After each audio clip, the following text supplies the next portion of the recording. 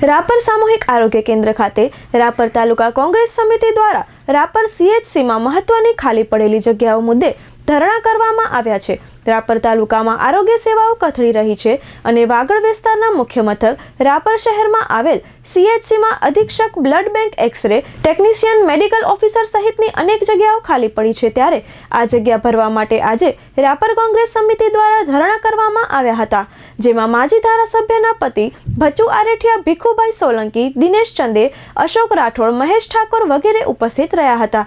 અત્રે ઉલ્લેખનીય છે કે રાપર શહેર અને તાલુકામાં કોંગ્રેસના અનેક કાર્યકરો છે, છતાં આ ધરણામાં આગેવાનો સિવાય અન્ય કોઈ જોવા મળ્યા ન હતા। ત્યારે આરોગ્ય માટે કાગા રોડ કરતી રાપર તાલુકાની સ્વૈચ્છિક સંસ્થાઓ અને રાજકીય પ્રતિનિધિઓ, વેપારી સંગઠનોમાંથી કોઈ જોવા મળતા ન હતા।